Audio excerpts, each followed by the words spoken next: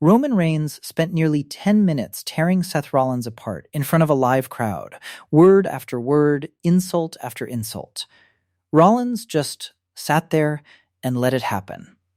Then he stood up and made sure nobody remembered a single thing Reigns actually said. Welcome back to WrestlingCannva. On paper, Reigns won that promo battle completely.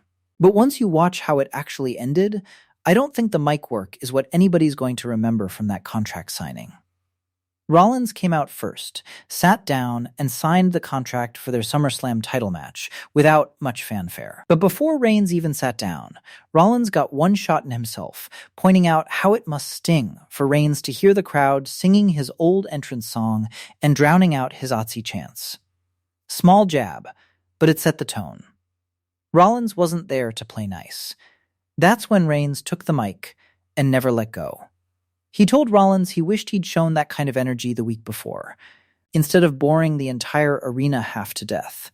He said he listened to every word Rollins said, and all it proved was that Rollins had become nothing more than his number one hater. Then it got personal.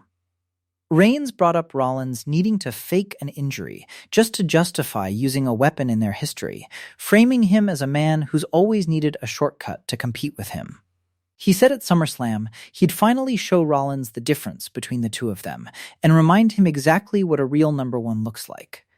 Then he signed the contract himself. That's as thorough a verbal beatdown as you'll see in a contract signing. Reigns didn't miss. Rollins took the contract, handed it off to Pierce, and thanked Reigns for keeping his title belt warm for him. Calm, almost polite. Then he said something that undercut every single insult Reigns had just thrown.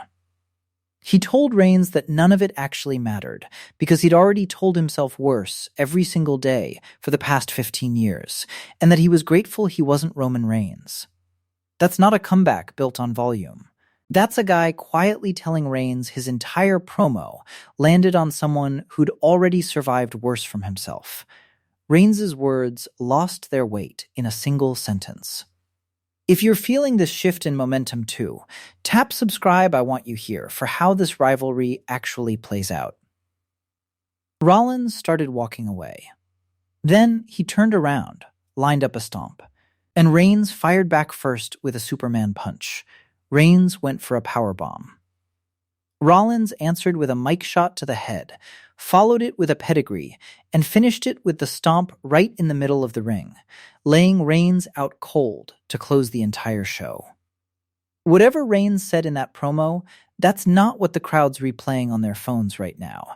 It's Rollins standing over him. Here's the actual takeaway. Promos set the tone, but physical statements are what actually stick with an audience heading into a pay-per-view. Reigns proved he could still cut a vicious, personal promo. Rollins proved that words don't actually shake him anymore, and that he's willing to end a segment on his terms no matter what Reigns says first. That's a dangerous combination going into SummerSlam, a challenger who's completely immune to the champion's mind games, and who's already shown he's willing to strike first the moment the cameras think the segment's over.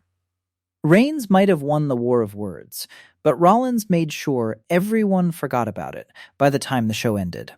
Who do you think that segment actually helped more heading into SummerSlam? Tell me your take in the comments.